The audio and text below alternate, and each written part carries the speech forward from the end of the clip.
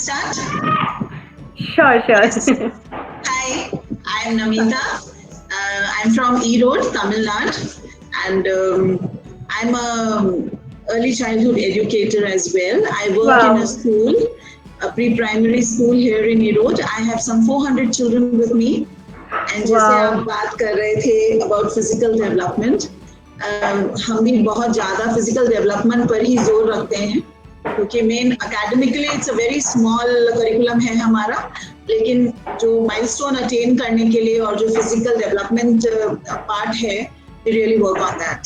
So I'm going to have fun learning a lot from you. Thank you. I hope. Thank you so much, Namita ji. Next, anyone would like to share? Good morning, Um, ma'am. अगर आप बोलते समय video on करेंगे ना तो it would be Yeah. better for me so that I can Yeah, good visualize. morning, ma'am. Okay, आप मुझे ma'am मत बोलिए. आप मुझे मेघा बोल सकते हैं. My name is Saira Banu. Hi, My name is Saira. Saira Banu. I'm from Kolar. Yeah. Wow. I am from Kolar. I'm working as a teacher in preschool as from 3 years, ma'am. Oh, wow. Yeah, from 3 years I'm handling preschool. Yeah. Great, Saira ji. So, Thank you, ma'am. जल्दी करेंगे, जल्दी.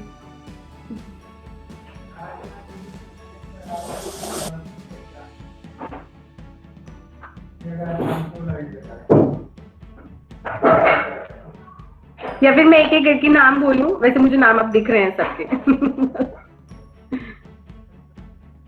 ठीक है, हम धीरे फिर बात करेंगे, धीरे एक दूसरे को जानेंगे. Let me start my presentation.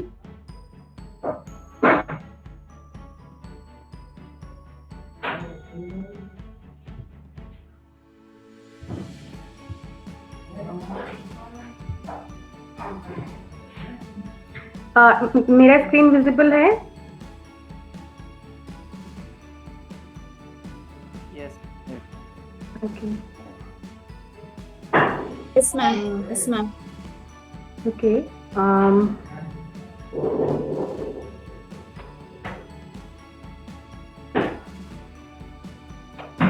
Okay.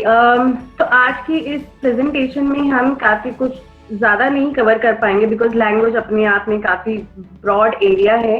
हम छोटा चीजें ही उठाएंगे और ज्यादा फोकस हम इस चीज पे करेंगे कि पेरेंट्स घर के अंदर बच्चों को कैसे हेल्प कर सकते हैं एंड एडल्ट कैसे हेल्प कर सकते हैं बच्चों की अर्ली ईयर्स में लैंग्वेज डेवलपमेंट को, एंड क्या डोमेन्स हैं जिसके ऊपर हम ज्यादा फोकस करेंगे और क्या डोमेन्स हैं जिसके ऊपर हम कम फोकस करें या इनडायरेक्टली फोकस करें. तो अभी मैं प्रेजेंटेशन स्टार्ट करती हूँ. जैसे language development early year beginning.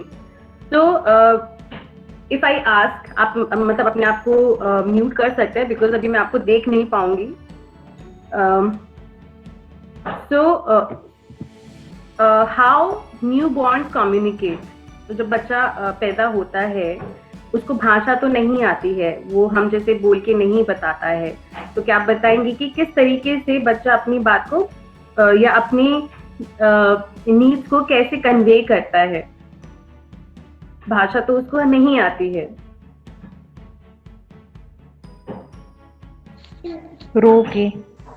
रोकर. Ma'am, first listening. Ma'am, Megha ma'am. हाँ जी. First listening, no, ma'am, is very important in the newborns for communicate. Yeah, listening. Yeah, listening is very important. Listening is important. But my Yeah. question here is, for example, Yeah. child needs something. तो वो Yeah. कैसे बताएगा? Like मैं अभी बता सकती थी मुझे भूख लगी है, मुझे खाना चाहिए. But Yeah. child को तो नहीं आता है बोलना, वो भी just बहुत छोटा है, कुछ months old है. Then how they communicate? रोकर, जैसे अभी उन्होंने बताया, रोकर. या फिर अगर वो किसी चीज से एक्साइटेड हैं या किसी चीज को देखकर खुश हो रहे हैं, then they giggle also.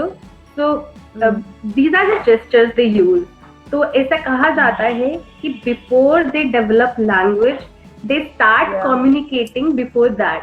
बहुत ही पहले वो कम्युनिकेशन स्टार्ट कर चुके होते हैं और उसके बाद क्या बोलते हैं लैंग्वेज की तरफ वो आगे जाते हैं। तो कम्युनिकेशन का तरीका उनका क्या होता है, जेस्चर और मेकिंग साउंड लाइक रोकर, या at times they just by actions no ma'am, by actions, by actions, definitely. So gestures is something that is used by infants at a very young age before they develop this language. तो language की अगर हम बात करें और communication की हम बात करें तो क्या आपको लगता है कि without language is it possible to communicate?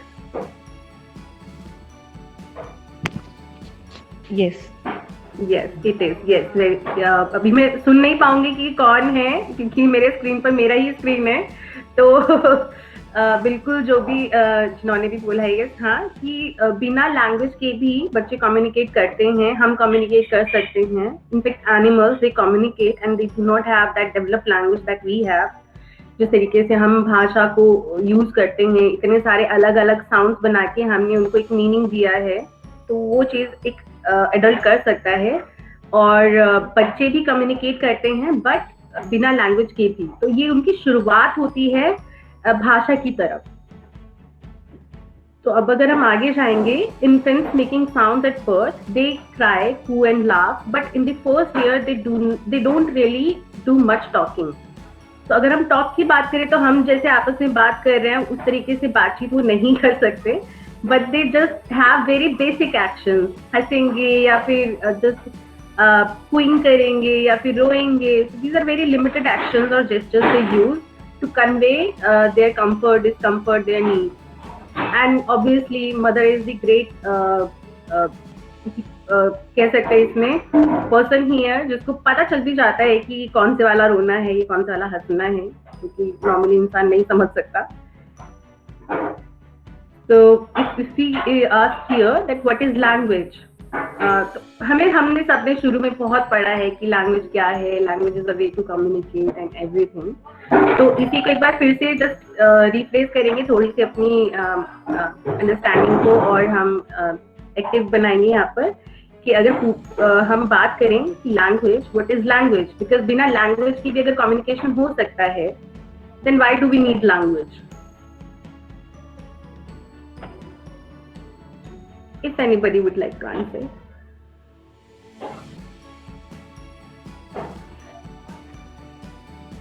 If we can communicate without language, then why do we need language?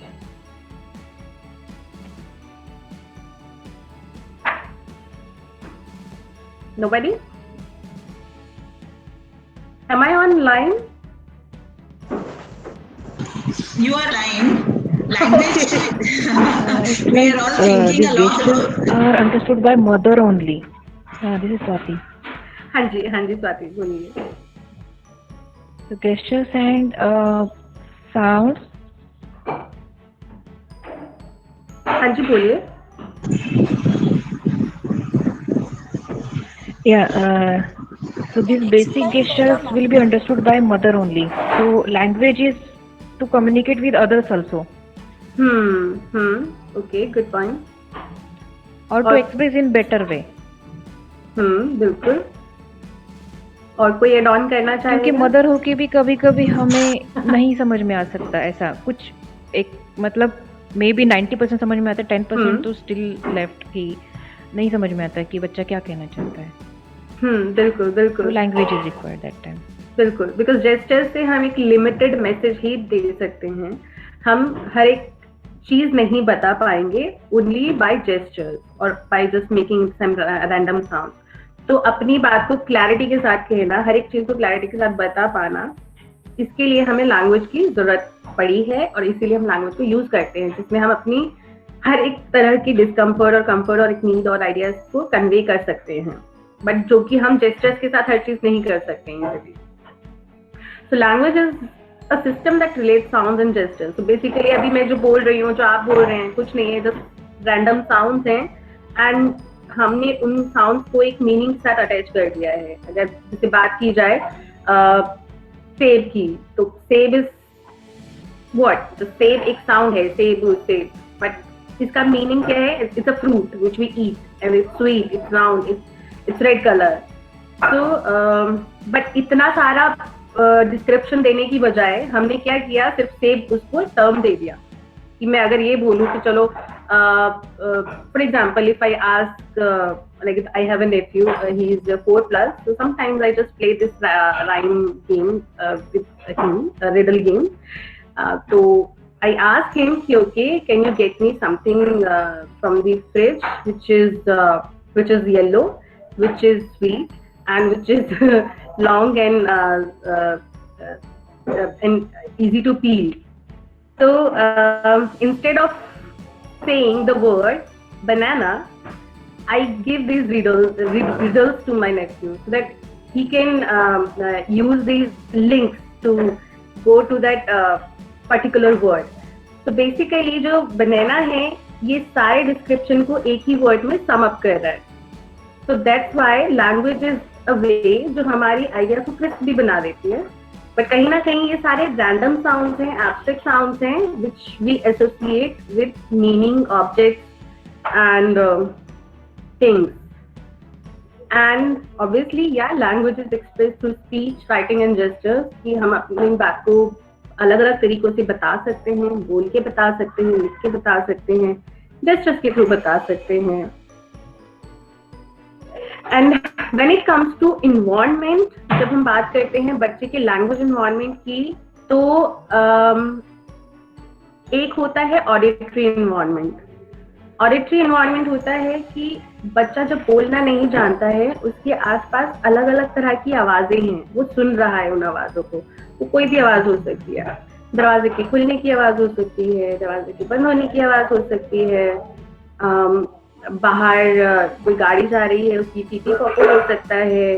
तो ये ऑडिटरी सेंसेस होते हैं जो बच्चे सुन रहे होते हैं, समझ रहे होते हैं कि कैसे एक साउंड दूसरे साउंड से अलग है. They might not know, obviously they don't know कि ये जो पीपी पॉपो है ये किसी बस की हो सकती है, किसी साइकिल की है, या फिर अगर घर में कोई बात कर रहा है तो क्या बात कर रहे हैं. तो वो ये इतने डिटेल में नहीं जानते हैं, बट एक ऑडिटरी चीज जो है उनके पास में कि अलग अलग साउंड उनके आसपास जो है, they listen to it and they it just come as an input for them. तो before they produce language or sound, this is how they take it, this is how they listen अलग अलग sounds अपने आसपास में. So एक तो हमारा auditory होता है प्लस एक होता है face to face. तो I hope आप लोग ये चीज को काफी relate कर रहे होंगे जिनके घर में बच्चा होगा कि एक time we just sometimes use actions, मतलब just facial expressions or nothing else. Like sometimes मैं क्या करती हूँ, जस्ट नेफी को स्माइल कर दूंगी, या फिर जस्ट फेशियल एक्सप्रेशन से ही हम लोग बच्चों को कन्वे कर देते हैं कि what is exactly we are feeling और इफ वी आर एंग्री. तो कभी like if you would like to share any face to face interaction example with your kid, अगर कोई करना चाहे तो, अगर दिखाना चाहेंगे तो भी चलेगा.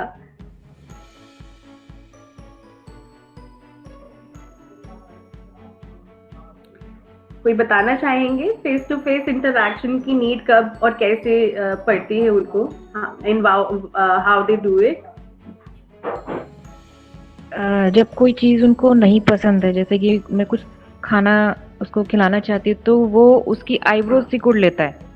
That means he doesn't want to eat that, and when he likes suppose he likes ice cream, then he puts his hands on his cheeks like I want like that. So this is kind of expressions he expresses.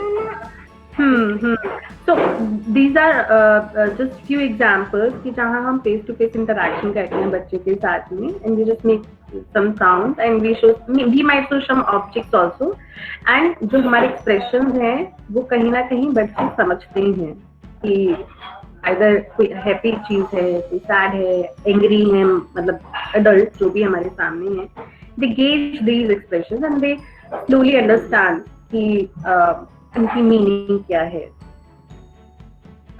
And when it comes to infants, that before they start speaking actual words, if you notice, ऐसा बहुत हुआ होगा जब बच्चे बोलते हैं शुरुआत में, they speak random word, they speak like an adult, but you will not be able to understand. आपको समझ ही नहीं आएगा बच्चा बोल क्या रहा है, पर बच्चा बोले जा रहा है, कुछ भी बोल रहा है बच्चा।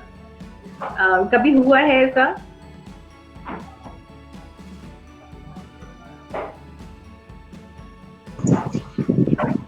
देखने में आता है कि बच्चे जो उसके मम्मी पापा जैसा बिहेवियर करते हैं, जैसे मुंह हिलाते हैं, जैसे आंख बनाते हैं, वो बच्चा वही कॉपी कर रहा होता है, उसको ये नहीं पता है कि वो कर क्या रहा है।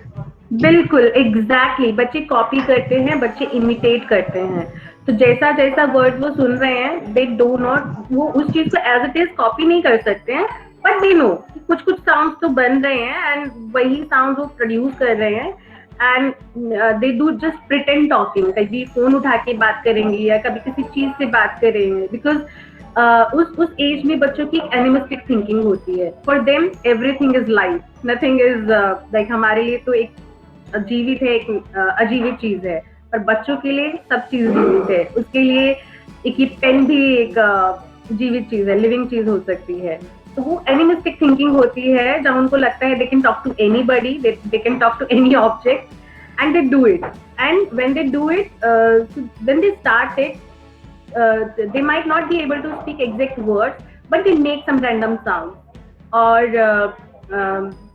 जो भी वो सुन रहे हैं आसपास में उसको कुछ भी रैंडम करके बताते हैं। बट इफ यू नोटिस, उनके रैंडमनेस में भी they express their emotions, like अगर they are angry, like they are pretending to be angry, तो मे बी अपने वर्ड्स में नहीं आएगा बट उनके टोन में जरूर आएगा ये चीज।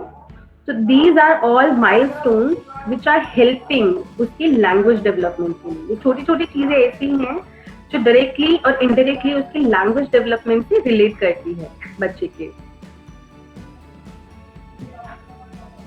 Now talk in a distinctive style. So distinctive style की अगर हम बात करें, इसको सिंपलर टर्म में बोले तो बेबी टॉक बेसिकली। तो अब जस्ट इमेजिन मेरे सामने कोई छोटा बच्चा है और मैं उसको ऐसे ही बात कर रही हूँ कि अच्छा लैंग्वेज डेवलपमेंट ये होता है, लैंग्वेज में ऐसे ऐसे होता है, so what do you think बच्चा मेरी बात समझेगा? नहीं समझेगा। तो हम बच्चों के साथ यही करते हैं कि बच्चे हमारी स्ट्रक्चर और कॉम्प्लेक्स लैंग्वेज को नहीं समझ सकते हैं, सो दैट्स व्हाई हम उनके लिए बेबी टॉक करते हैं। बेबी टॉक मीन्स उनके लिए इजी बना देते हैं वर्ड्स को और छोटा छोटा बना देते हैं, और पेरेंट्स बच्चों के साथ जब बात करते हैं तो बच्चों की तरह ही बात करते हैं, so that they can understand easily. And they always use actions, high pitch होता है उनका, जो पानी पीना है, दूध पीना है, ये करना है, ये चाहिए। सो कुछ इस तरीके से parents use this distinctive style to talk to the child, and it really helps child for their language development. जब एक कहते हैं ना ब्रिज बच्चे के लिए है ये बेबी टॉक, जहाँ वो एक कॉमन लैंग्वेज की तरफ जा रहा है but through a very flexible and easy way. So if I ask you that in what distinctive ways do adults talk to infants, so any example अगर आप अपने एक्सपीरियंस से शेयर करना चाहें कि बच्चों के साथ आप किस तरीके से बेबी टॉक करते हैं, any एग्जांपल? म्यूजिकली। ओके, तो अगर थोड़ा सा और डिटेल में मतलब मैं जानना चाहूंगी कि कैसे म्यूजिकली आप करते हैं।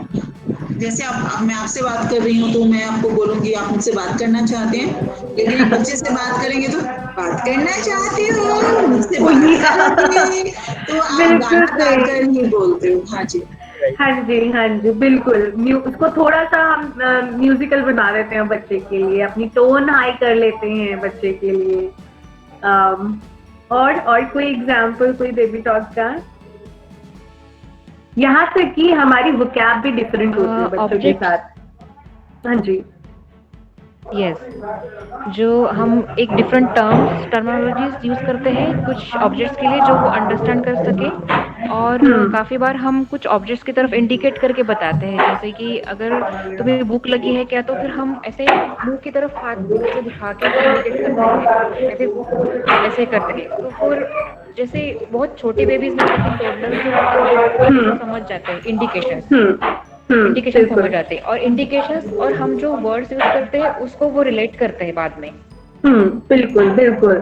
सो बेसिकली हम अपने एक्शंस और साउंड यूज कर रहे हैं, दोनों ही चीजें, और बच्चा एक्शन और साउंड दोनों ही सुन रहा है और देख रहा है, एंड देन समझ पा रहा है कि अच्छा मुझे पूछा जा रहा है कि भूख लगी है क्या। तो अब मुझे जस्ट अगर कोई बताना चाहे कि अगर हम वोकैब की बात करें तो ऐसी कौन सी वोकैब है जो हम बच्चों के साथ यूज करते हैं, बड़ों के साथ यूज नहीं करते? जैसे पानी बोलना है तो ज्यादातर बच्चों के सामने वो मम्मम वर्ड आता है। बिल्कुल बिल्कुल। हाँ जी, बिल्कुल इसी प्रकार से। हाँ जी। तो इसका कोई कारण बता पाएगा कि हम क्यों मम क्यों बोलते हैं? हम पानी बता दे सीधा बच्चे को।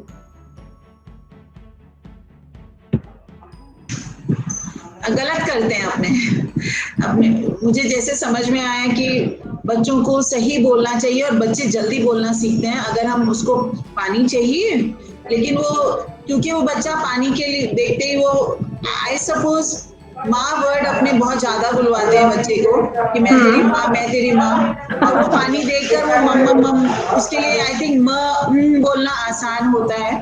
सो आई डोंट नो। आपने बहुत सही बात बोली कि बच्चे के लिए इन्हें बोलते हैं बैबलिंग साउंड। तो बच्चा जब क्वीइंग के बाद आता है तो उसके बाद वो बैबलिंग स्टार्ट करता है, जिसमें वो बाइलेबल साउंड ही डेवलप कर पाते हैं। वो बाकी साउंड कॉम्प्लेक्स साउंड्स नहीं डेवलप कर पाते, जैसे पैलेटल हो गया, जैसे ड क ये हो गया। बट बाइलेबल बैबलिंग में क्या होता है, they are able to speak bileable sounds like m, which like जो हमारे लिप्स के साथ प्रोड्यूस होती है, म ब, तो ये उनके लिए थोड़ा इजी होता है बोल पाना। तो अगर आप पानी भी बोलेंगे तो मे बी वो मामी या मानी बोलेंगे बहुत लेटर स्टेज में भी, बट उनके लिए मम मम इजी रहता है बिकॉज अभी उनको वॉवल्स भी नहीं आ रहे हैं। मतलब हम जैसे टंग को रोल कर पाते हैं, बच्चे के लिए वो टंग रोलिंग भी is very difficult because it's developing. अभी बच्चे की जो पूरे ऑर्गन्स हैं, उसके स्पीच ऑर्गन्स हैं, अभी डेवलप हो रहे हैं, एंड वो उतने कॉम्प्लेक्स साउंड्स नहीं बोल सकता, वो इतने कॉम्प्लेक्स अपने टंग को यूज नहीं कर सकता जिस तरीके से हम कर सकते हैं। दैट्स व्हाई हम थोड़ा सा इजी बना देते हैं बच्चे के लिए कि अच्छा मम्मम चाहिए। बट जैसे आपने बिल्कुल सही बोला कि कहीं ना कहीं मुझे बच्चे को एग्जैक्ट वोकैब भी देना है, मैं बच्चे के साथ जिंदगी भर बेबी टॉक नहीं कर सकती हूँ। तो it is also like it is like we have to make a balance कि मुझे बच्चे को मम से पानी पर भी लेकर आना है। मैं हमेशा बच्चे को मम नहीं बोलूंगी, but initially if child is only able to understand this word, then ये हो सकता है कि बच्चा अपनी बात को क्या होगा, वो मम बोलेगा और मैं बोलूंगी अच्छा आपको पानी चाहिए। जैसे अभी आपने बिल्कुल शेयर किया कि हाँ, we try to give child the exact in the best way जो हम स्टैंडर्ड बोलते हैं लैंग्वेज का। इसमें मैं एक चीज ऐड करना चाहती हूँ। हाँ जी। जैसे कि मतलब शायद दूसरे कुछ यूज कर सकते होंगे कि मतलब जैसे पानी को मम्मा बोलते हैं, लेकिन मैंने जनरली मेरे बच्चे के साथ ऐसे किया है कि किसी भी वर्ड का जो फर्स्ट लेटर होता है ना, उसको लेके मैंने उसको बताया। जैसे कि पूरा शब्द उसको नहीं समझ में आता, पानी नहीं समझ में आएगा तो उसको पा बोल सकती हूँ मैं कि पानी को पा बोलते हैं। तो देन उसको बाद में पूरा ही कंफ्यूजन ना हो, कंप्लीटली कंफ्यूज ना हो कि पा, पहले इसका समझ में आता है कि पा मतलब पानी है, तो वो पा समझ जाता है। तो मैं उसको पा चाहिए, उसको पूछती हूँ हाँ ठीक है, तो बाद में मैं उसको पानी भी बोलूंगी तो फिर he will not B so confused. तो मैंने मोस्टली तो ऐसी चीजें करी है उसके साथ। ओके हाँ, ऐसे। तो कोई कुछ बोलना चाहेगा इस पर?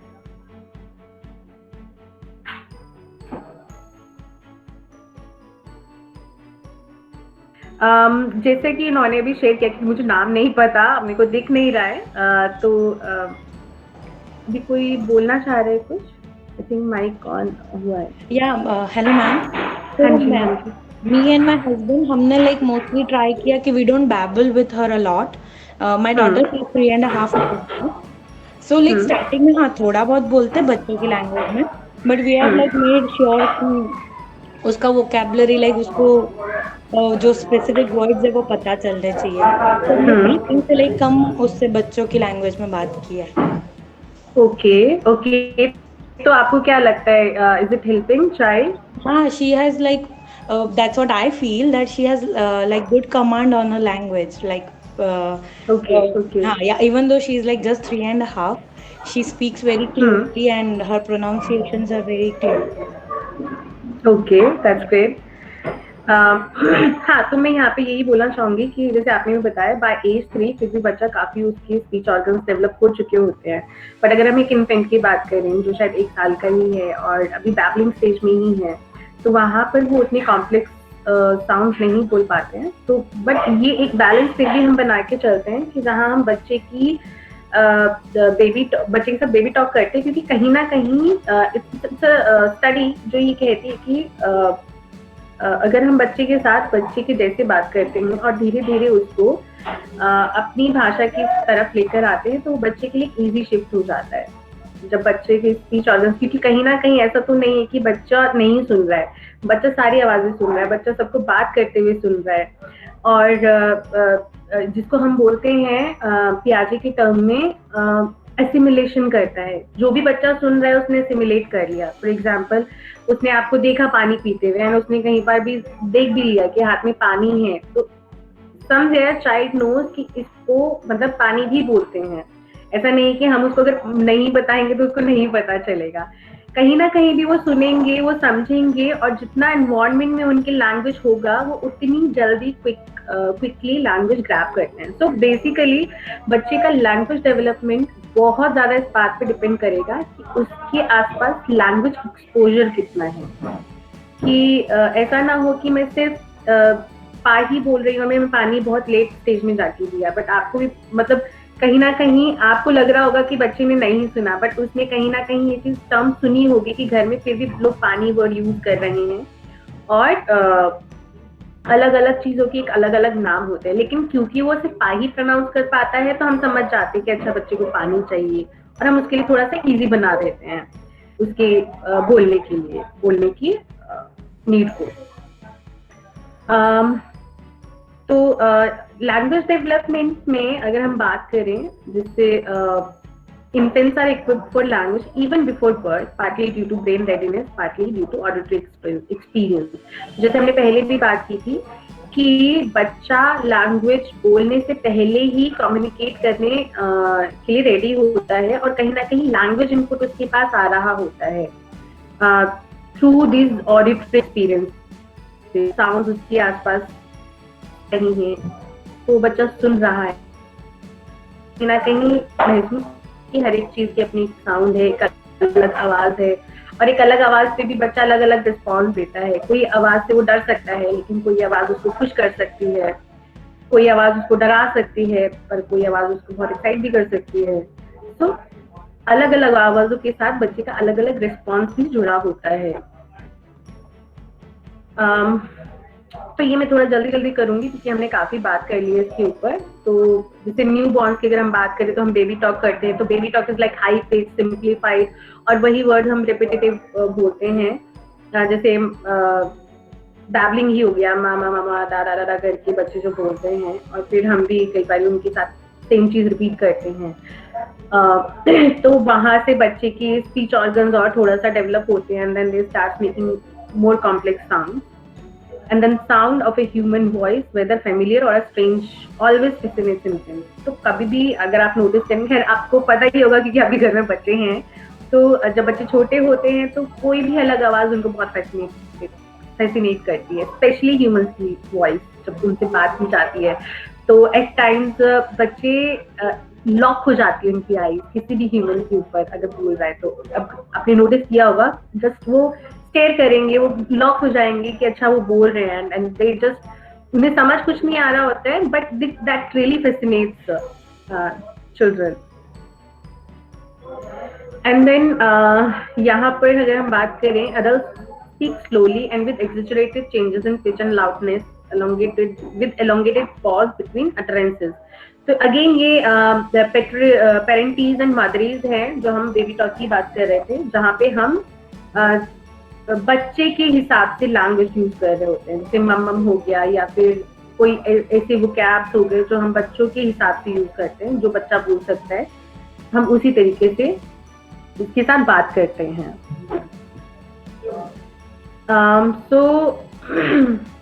Infant direct speech may attract infant's attention more than adult direct speech. तो इसलिए हम बच्चे के साथ में बेबी टॉक करते हैं कि अगर मैं एक अडल्ट की तरह बात करूंगी या अडल्ट की जैसे बोलूंगी, बच्चे की अटेंशन उसमें कम जाएगी. बट अगर वो इन्फेंट डायरेक्ट स्पीच होगी, यानी हाई पिच होगी, म्यूजिकली होगी, या फिर लाउड होगी, बहुत ज्यादा लाउड भी नहीं बट लाउडर, जो हम नॉर्मल टोन से बोलते हैं, तो इस तरह की आवाज जो है that attracts their attention, that catches their attention, and they respond to it, those kind of utterances or speech. यहाँ पर किसी का कोई सवाल, कोई कमेंट यहाँ तक? अभी तक मैंने बहुत जल्दी आगे बढ़ा दिया है अभी, क्योंकि आगे काफी कुछ है कराने के लिए. ठीक है, मैं चलती हूँ आगे. अगर कोई भी आपके सवाल हो आप लिख लीजिएगा, मुझसे बाद में पूछ लीजिएगा, हम बाद में सवाल जवाब सेशन करेंगे. स्पीच प्रोडक्शन की अगर बात की जाए तो 2 महीने की उम्र में बच्चा सिर्फ क्विंग करता है. क्विंग में बच्चा सिर्फ या तो रोएगा, कू का, बस इस तरह की आवाजें ही निकालता है. एंड देन 5 से 6 की उम्र में बच्चा, अभी हम जो बात कर रहे थे, बैबलिंग की तरफ आ जाता है, जहाँ पे वो सिर्फ बाइलेबल साउंड ही प्रोनाउंस कर पाता है, लाइक ब, मो, so sounds like this. And then so again babbling is the extended repetition of certain syllables like ma, da, that begins at 6 to 7 months. तो अब यहाँ पर जो सेकंड पॉइंट है कि सारे ही बच्चे इस दुनिया के, चाहे वो यहाँ पर हो इंडिया में, चाहे वो बाहर हो कहीं पर किसी भी देश में, सभी बच्चे इस प्रोसेस से गुजरते हैं. हर एक बच्चा स्टार्ट करता है क्विंग से एंड देन बैबलिंग करता है. हर एक बच्चा भाषा को इस्तेमाल करने से पहले जेस्चर यूज करता है. हर एक बच्चा साउंड को सिमिलर तरीके से रिस्पॉन्ड करता है.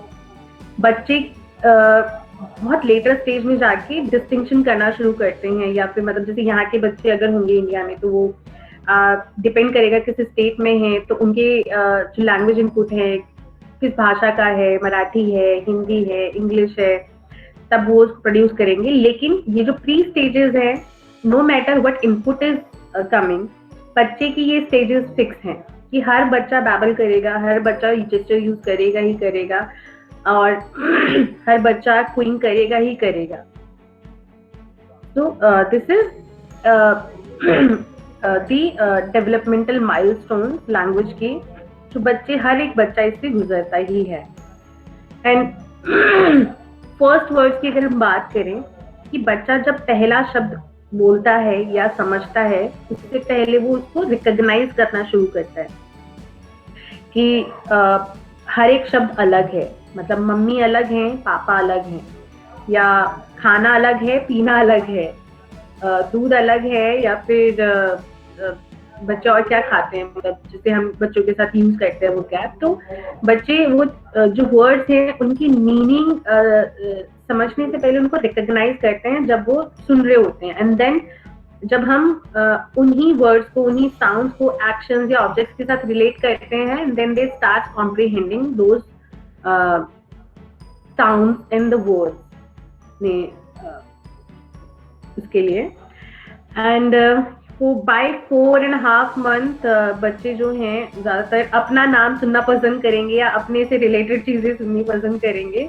अगर आपने नोटिस किया होगा, ये हमारे साथ भी होता है, जिसको हम कॉकटेल फेनोमेना भी बोलते हैं, कि लाइक अगर कहीं कॉन्वर्सेशन चल रहा है and suddenly we hear our name, तो हमारे ऐसे कान खड़े हो जाते हैं. तो ये चीज बच्चों के साथ भी होती है कि उनकी या उनसे रिलेटेड चीजें अगर हम रिपीटेडली चलाएं तो उनका इंटेंशन ज्यादा रहता है, इंस्टेड ऑफ सेम साउंड की चीज बट उनकी नाम से जुड़ी ना हो, या फिर उनकी वो कैब से जुड़ी ना हो, या फिर उनके इंटरेस्ट से जुड़ी ना हो, तो उसके ऊपर उनका फोकस कम रहता है. And then by 7 to 8 months of age, infants readily learn to recognize new words and remember them for weeks. तो बच्चा कब ये शुरू करता है वो कैब? 7 से 8 महीने में, जब वो थोड़े लंबे समय तक वो कैप को याद कर पाते हैं, और वो उतना लंबा याद रखेंगे जितना उनके यूज में होगा। अगर कोई वर्ड यूज में नहीं होगा तो हम भी भूल जाते हैं। अगर हम कोई फॉरेन लैंग्वेज सीख रहे हैं या हम कोई थर्ड लैंग्वेज सीख रहे हैं और अगर हम वो यूज नहीं कर रहे तो हम भूल जाते हैं। तो बच्चों के साथ भी ये होता है कि अगर वो उनके इस्तेमाल में है तो वो उनको याद रहेगी लंबे टर्म के लिए, लेकिन अगर वो इस्तेमाल में नहीं है तो हो सकता है वो आज जो सीखा है शब्द उसको भूल जाएंगे कुछ हफ्तों में ही। तो यहाँ पर वही जैसे मैंने भी बताया कि एट 6 मंथ वो मम्मी डैडी जैसे वर्ड समझ जाते हैं कि अगर मम्मी बोला है तो मम्मी को देखना है, डैडी बोला है तो डैडी को देखना है। And then importance of symbols, तो जैसे हमने जानते हैं कि प्यारे सिंबल्स के ऊपर बहुत बातें करते हैं कि सिंबल्स जो हैं हमारे जेस्चर्स जो हैं दे are way to communicate way before child develops language। कि जब बच्चा लैंग्वेज को फॉर्मली बोलता है उससे बहुत पहले ही बच्चा इन सिंबल्स के थ्रू अपनी बात को कम्युनिकेट करता है। कहीं ना कहीं बच्चे को एक इंडिपेंडेंसी भी मिलती है कि no matter if child is not able to speak but child is able to communicate their ideas.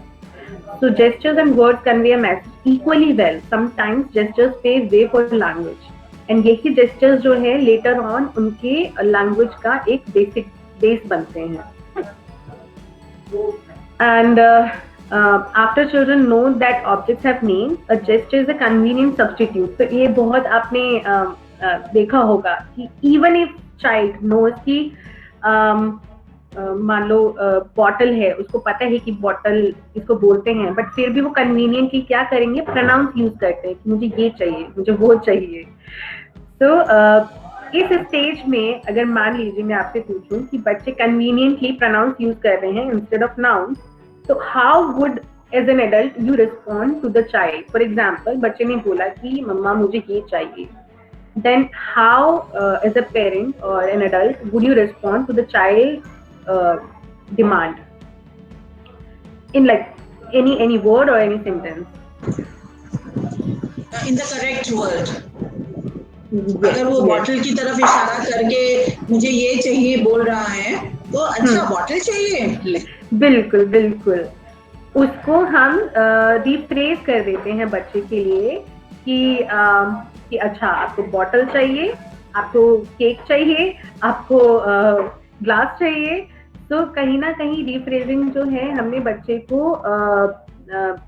एक लैंग्वेज इनपुट दोबारा दिया। बेशक बच्चे को पता है इसे बॉटल बोलते हैं but child is conveniently refusing to use it because उसके लिए तो ये वो करना ज्यादा आसान है। पर कहीं ना कहीं जब बार बार वो बच्चा सुन रहा है कि बार बार अडल्ट पूरा लैंग्वेज यूज कर रहे हैं तो बच्चे की लैंग्वेज धीरे धीरे उतनी ही स्टैंडर्ड होती जाती है। तो ये बहुत क्रिटिकल स्टेज यहाँ पर होती है कि जहाँ बच्चा शुरू कर रहा है बोलना और एक जिस तरह का डेमोन्स्ट्रेशन एज एन एडल्ट में बच्चे को दूंगी, बच्चा उसी तरीके से अब आगे लैंग्वेज को डेवलप करेगा, उसी तरीके से आगे लैंग्वेज को यूज करेगा। अगर मैंने नहीं बोला फॉर एग्जाम्पल अच्छा ये चाहिए, मैंने उठा के दे दिया, तो यू थिंक चाइल्ड कभी भी नीड फील करेगा उन वर्ड को यूज करने का? नहीं करेगा may be, because it is very convenient, ये चाहिए ठीक है एक्शन से दे दिया। बट लैंग्वेज की नीड हम इसीलिए लगाते हैं। फॉर एग्जाम्पल जैसे मेरा नेटिव बोलता है कि मुझे ये चाहिए, तो मैं तो कभी कभी बोलती भी नहीं हूँ जो बॉटल चाहिए, मैं 10 चीजों के नाम लूंगी पर मैं बॉटल नहीं बोलूंगी until unless वो खुद बोले कि मुझे बॉटल चाहिए। तो इस तरह के गेम्स और इस तरह के परेशान करने वाली चीजें भी मैं कर देती हूँ कभी कभी। तो as an adult you can do these things कि जहाँ आप बच्चे को डेमोन्स्ट्रेट कर रहे हैं, रिफ्रेज कर रहे हैं, पूरी लाइन में उस बात को बोल रहे हैं, which is very critical stage यहाँ पर हम जहाँ बच्चे को एक स्टैंडर्ड लैंग्वेज की तरफ लेकर आ रहे हैं आप।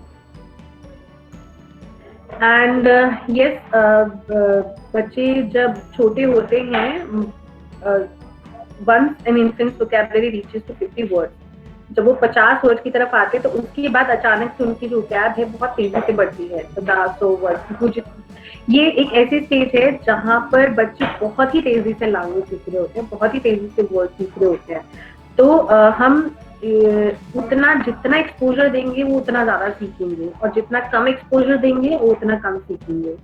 तब हम ये देख पाते हैं कि क्यों एक बच्चा बहुत अच्छे से अपनी बात को बोल पाता है और वहीं दूसरा बच्चा अपनी बात को ठीक से नहीं बोल पाता। तो अब बहुत आई थिंक आपके लिए भी कहना बताना आसान हो पाएगा कि क्यों ऐसा होता होगा कि जहाँ पर एक बच्चे के लिए अगर आप कोई भी छोटा सा सवाल पूछें तो कहानियां बता देते हैं, वहीं अगर आप दूसरे बच्चे से पूछे वो शायद एक ही वर्ड में आंसर देगा आपको। तो एक लेवल पर जो बच्चे सभी बच्चे पैबल कर रहे हैं, दोनों ही बच्चे, बट कुछ महीनों बाद एक बच्चा बहुत ज्यादा लैंग्वेज में डेवलप्ड है बट दूसरा बच्चा नहीं है। तो अभी तक की डिस्कशन से अगर मैं आपसे पूछूं कि वो क्यों नहीं हो पाया होगा, तो इसके क्या क्या कारण आपको लगता है होंगे? आपने जो बात बोली उस पर एक बहुत विचार आया कि अगर वो बच्चा उस वक्त उसको वो एक्सपोजर नहीं मिलता है जो एक्सपोजर मिलना चाहिए, तो क्या कहीं पर कुछ बच्चा पिछड़ रहा है? कोई रिस्पॉन्ड करना चाहेगा इस सवाल पर?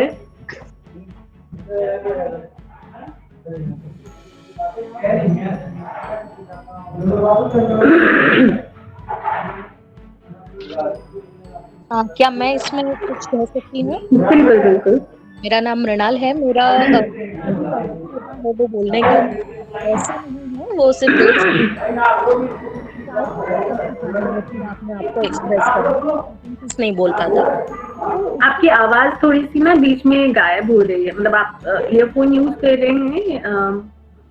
अभी ठीक है मेरी आवाज? हाँ जी अब बोलिए। हाँ। तो मेरा बेटा बात करना शुरू करने की अभी एज में है।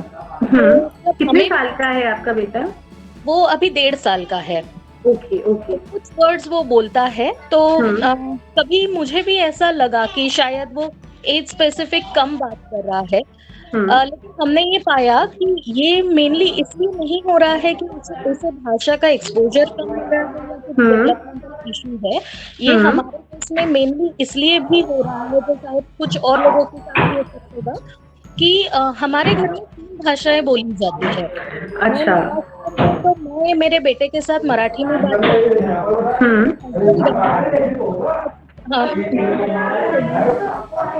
हम आपस में हिंदी में बात करते हैं कि बच्चा भाषा तीनों समझ जाता है। मतलब अगर एक चीज आप उसे तीनों में से किसी भी भाषा में कहें तो है, उसे उसकी तरह से वो रिस्पॉन्ड भी करता है, लेकिन टू स्पीकिंग उसे शायद ऑर्गेनाइज होने में और थोड़ा टाइम और लगेगा।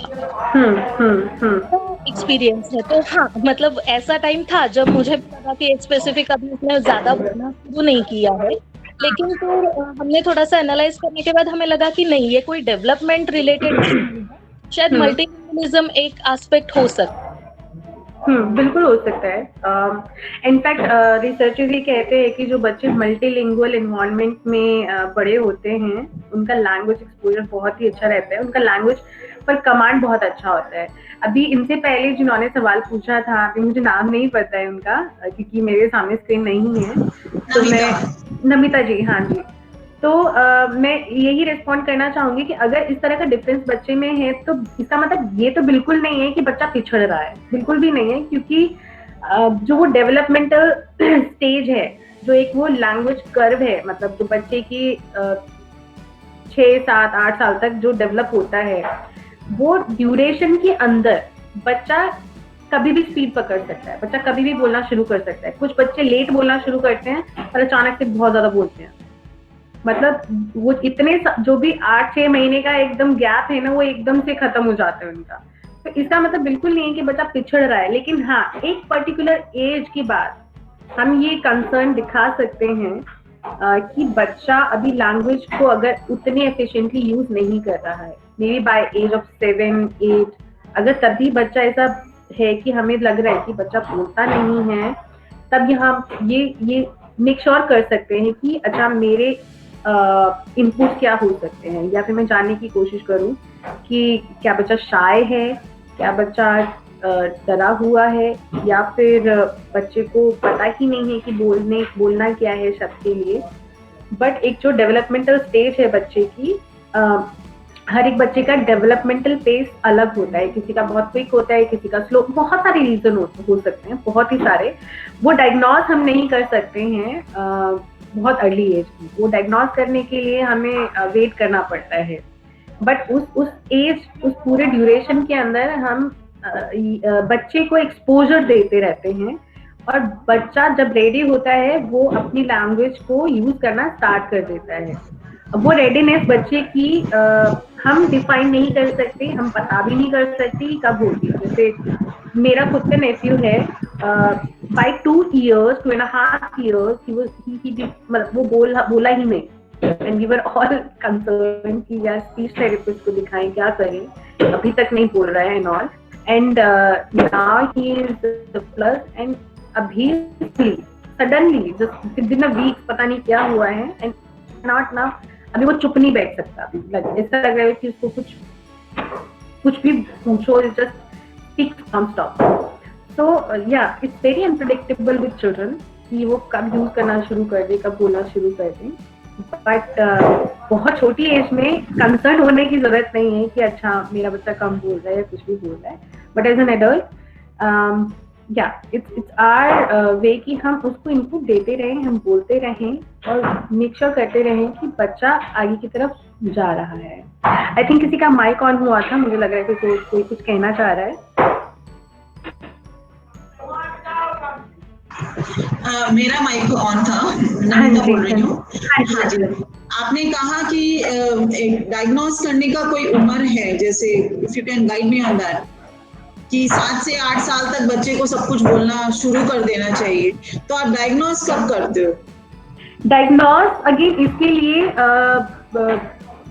अगर आप मुझसे पूछें, because I am not a language therapist, but जब मैं अपना एक्सपीरियंस शेयर करूंगी, when I was a teacher, and अक्सर मेरे पास ऐसा पेरेंट्स की कंप्लेंट्स आती थी कि बच्चा बोलता नहीं है, शांत है। तो जो स्पीच थेरेपिस्ट जिनके साथ मैंने कंसल्ट किया था, शी सेड कि by the age of 6 it's very difficult to diagnose कि बच्चे का रीजन क्या है। तो कोई भी चीज को हम 6 या 7 एज तक नहीं डायग्नोज कर सकते, हम लेबल नहीं कर सकते बच्चे को कि क्या रीजन है। बट अगेन वो मेरा एक्सपीरियंस है, आप मेरे नॉलेज पे मत जाइएगा। बट आपने बहुत एक अच्छा सवाल पूछा है, because I do not have a proper knowledge कि वो पर्टिकुलर एज क्या होगी। That is only based on my little experience of it, कि जो मेरी इंटरेक्शन थी स्पीच थेरेपिस्ट के साथ, तो वो ये थी।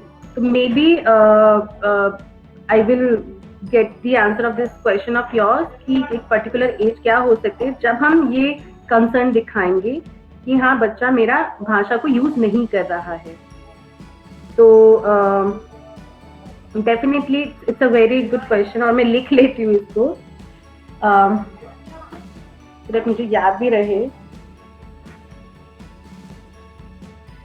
इसके ऊपर किसी और का कोई अगर एक्सपीरियंस अगर शेयर करना चाहें तो वुड बी रियली हेल्पफुल, या फिर कुछ अपने views.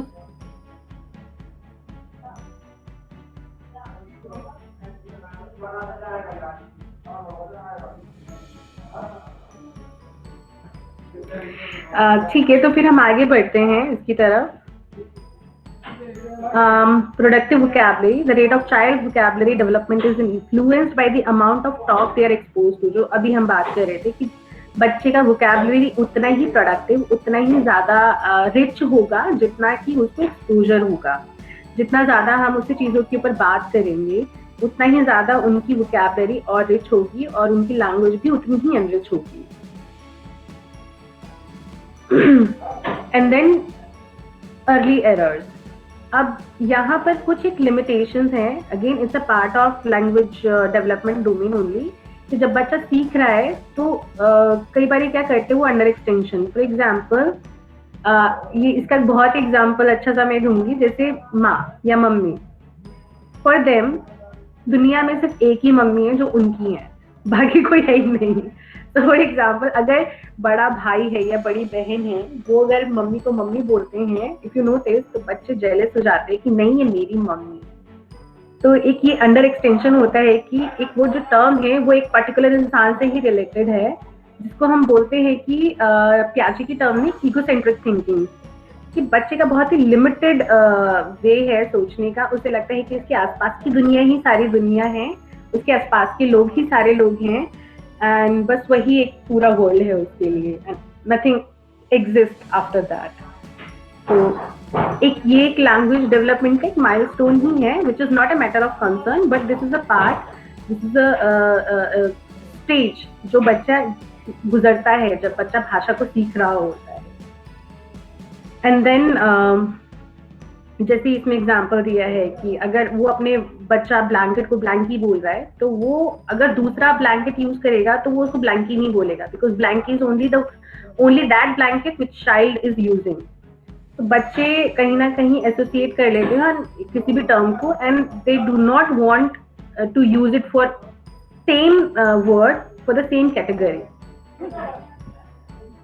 And then over extension. तो ओवर एक्सटेंशन में क्या होता है, फॉर एग्जाम्पल बच्चे क्या करेंगे कि सेम वर्ड को ज्यादा कैटेगरीज के लिए यूज करना। फॉर एग्जाम्पल जैसे it usually happens between 1 to 3 years, जब उनके पास लिमिटेड एक्सपोजर है। जैसे एग्जाम्पल है इसमें ओपन।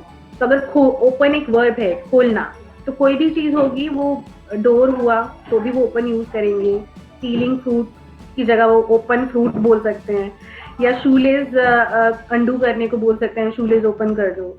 सो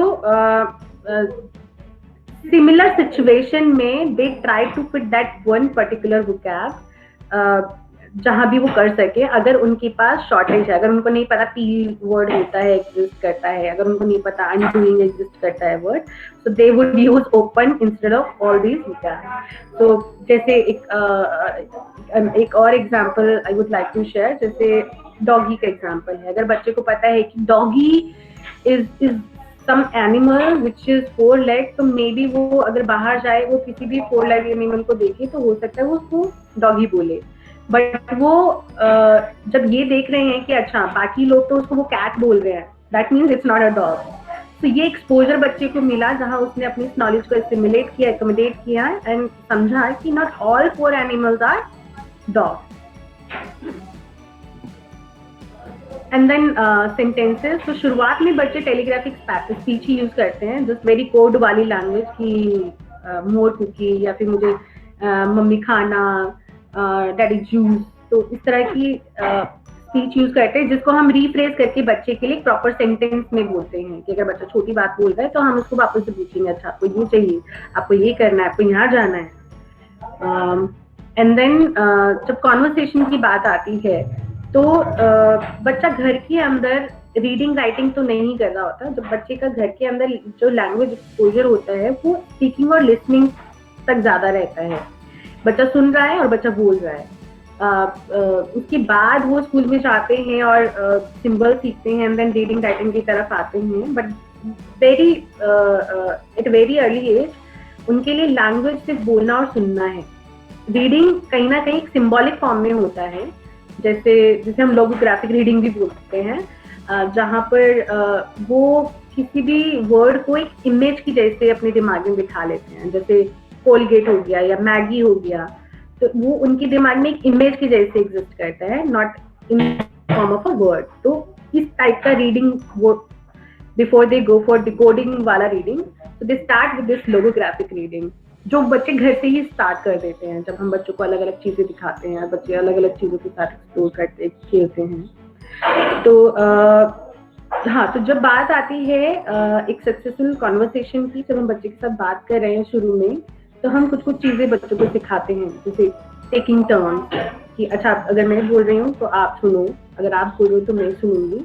अगर बच्चे ऐसे, कई बार क्या होता है कि अगर आप देखेंगे तो छोटे छोटे बच्चे बात कर रहे हैं, दे डू मोनोलॉग्स, वो बच्चा अलग बोल रहा है, वो बच्चा अलग बोल रहा है, बिकॉज अभी वो सीख रहे हैं बातों को करना। तो हम एज एन एडल्ट बच्चों के साथ इस चीज के ऊपर बात कर सकते हैं। जब बच्चे 3 से 4 साल के हो जाते हैं कि अच्छा मैं बोल रही हूँ, अब आप सुनो, और अगर आप बोल रहे हो तो मैं सुनती हूँ।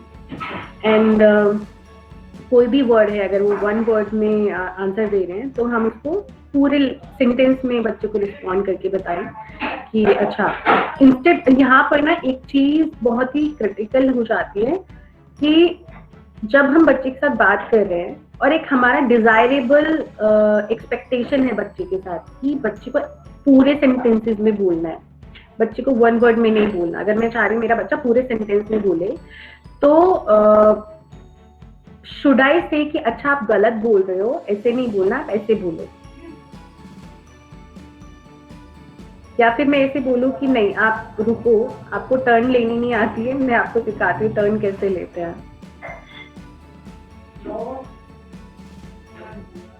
Anyone would like to come in?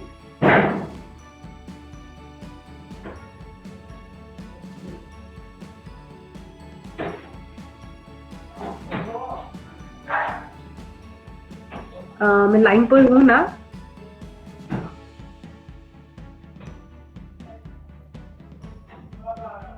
हाँ, ओके, ठीक है।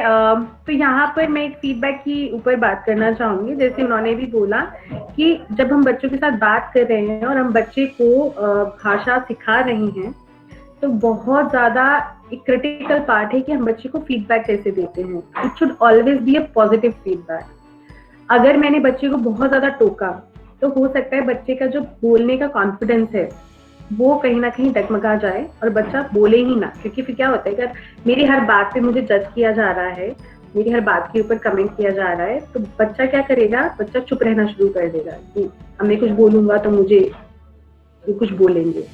तो चाइल्ड अवॉइड देन स्पीकिंग। तो इस स्टेज में बच्चे के लिए जब भाषा की बात आती है, चाहे वो लिखना है, चाहे वो पढ़ना है, चाहे वो बोलना है, सबसे पहला स्टेप होता है बच्चे के अंदर वो कॉन्फिडेंस डेवलप करना। और वो कॉन्फिडेंस डेवलप करने के लिए सबसे ज्यादा इंपॉर्टेंट होता है एक्सेप्ट करना, whatever child is doing, whatever child is saying, to accept that and then tell the child कि ओके इसको और बेटर करने का तरीका ये हो सकता है कि अगर जब मैं बोलती हूँ अगर आप चुप रह पाओ, अगर आप शांत रहोगे तो ही आप मेरी बात समझ पाओगे, वरना आप मेरी बात समझ ही नहीं पाओगे।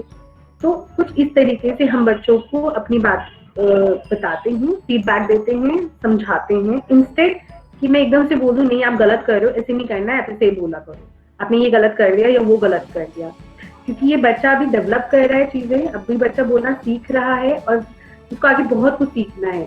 तो एट वेरी स्टेज बच्चे का वो कॉन्फिडेंस मुझे मेक श्योर करना है बना रहे, बच्चे के अंदर वो कॉन्फिडेंस हो कि हाँ if I want to express anything I can. And कहीं अगर मैं चाहती हूँ बच्चा और बेटर करे तो मैं अपनी भाषा को भी पॉजिटिवली बच्चे के साथ यूज करूँ। इंस्टेड ऑफ सेइंग कि ये नहीं करना है, आई वुड बी सेइंग कि आप और बेटर करने के लिए ऐसे करते हो, क्यों कर सकते हो, उसका कि अगर हम टर्न टेकिंग करेंगे तो ही हम एक दूसरे की बात सुन पाएंगे, लाइक दैट। सो यहाँ जस्ट एक एग्जाम्पल है टर्न टेकिंग का ही। Can you see the bird infant क्विंग क्विंग ओ। तो जो पेरेंट है, अब पेरेंट जो है वो में आंसर नहीं कर रहा है, पेरेंट जो है it is a pretty bird, अब उसके बारे में बता रहा है। And then infant is just saying some random sound and then parent is saying you are right, it is cardinal. So इस तरह की टॉक जो है बच्चों को बहुत हेल्प करती है, कहीं ना कहीं इनपुट भी आ रहा है बच्चे के पास, और जो प्री स्पीकिंग है स्किल्स होते हैं बच्चा वो भी सीख रहा है कहीं ना कहीं। अब यहाँ पर मैं कुछ एक्टिविटीज के बारे में बात करूंगी, बट अभी तक जो भी हमने डिस्कस किया उसके ऊपर कोई सवाल, कोई क्वेश्चन, कोई कमेंट? पहले हमने जो एक अभी मुद्दा उठाया था ना कि जहाँ पे हमने ये बात की कि अगर बच्चा गलत तरीके से बोल रहा है और उसे बच्चे कम्युनिकेट कर सकते हैं, तरीका हो सकता है कि बच्चे को वहीं पे रोका या टोका ना जाए। अगर आप जानते हैं कि बच्चा शायद जो बोलना चाह रहा है वो गलत तरीके से बोल रहा है या शब्दों का उच्चारण गलत कर रहा है, लेकिन इसको बोलना भी मतलब हम बोलने लेकिन हम एक फॉर्म में जो एक्सपेक्टेड वे ऑफ कम्युनिकेशन है वो हम रिपीटेडली एज पेरेंट्स उसे बोलते रहे, ताकि तो बच्चा ये भी समझ जाए कि इसे बोलने का ये तरीका है, और बार बार टोकने की वजह से बच्चा पॉइंट आउट भी नहीं होगा। बिल्कुल बिल्कुल बिल्कुल बिल्कुल, बहुत ही अच्छा तरीका आपने बताया है। जो कि बहुत ही अप्रिशिएटिव भी है कि हम बच्चों को इंस्टेड ऑफ लेबलिंग या फिर इंस्टेड ऑफ उनको वहीं टोकें, हम उसको रिफ्रेज करें, बार बार रिपीट करें बच्चे के सामने, उसका करेक्ट रिप्रेजेंटेशन बोले, और बच्चा जितनी बार उसको सुनेगा उसकी अडेप्टेशन करेक्शन की तरफ बढ़ती चली जाएगी अपने आप।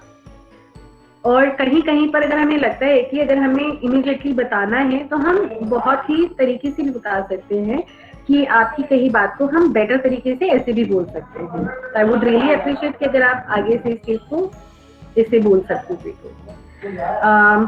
तो बट ये है कि हाँ, हमें ये बहुत ज्यादा ध्यान रखना होता है छोटे बच्चों के साथ कि हम बहुत ज्यादा टोके ना, बहुत ज्यादा डांटे ना।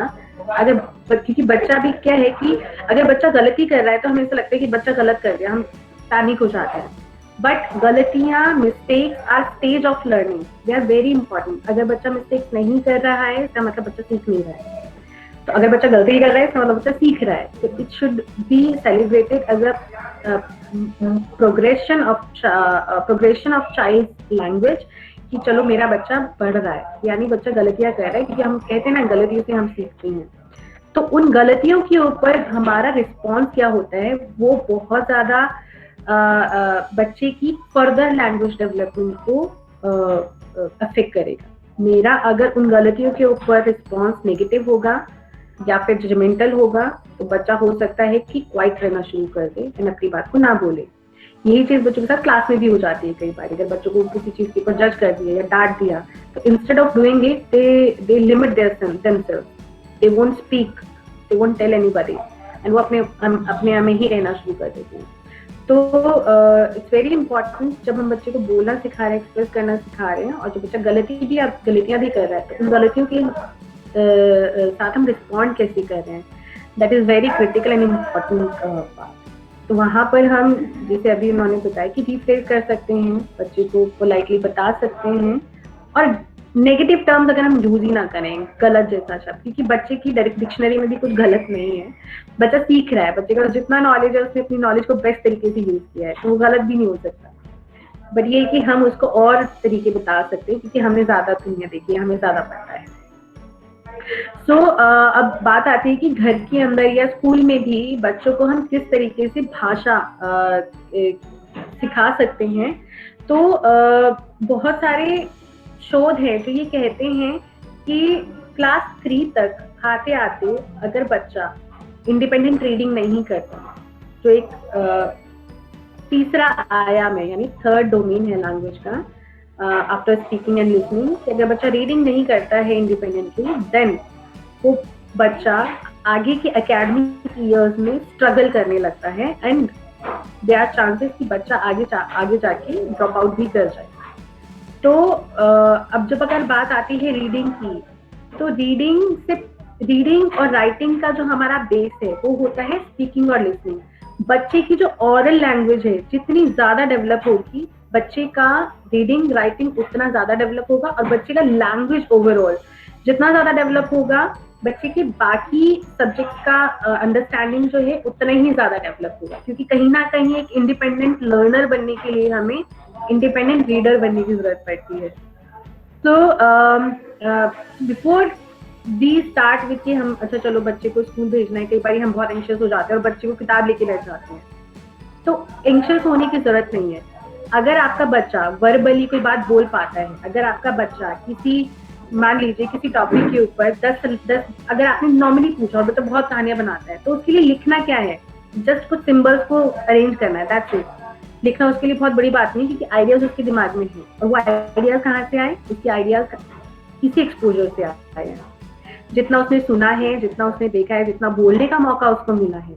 तो लिखना और पढ़ना सिर्फ कुछ नहीं है, कुछ एब्स्ट्रैक्ट सिंबल्स को जोड़कर आपस में बोलना है, बट समझ उनकी कहाँ से बनती है, यहाँ से।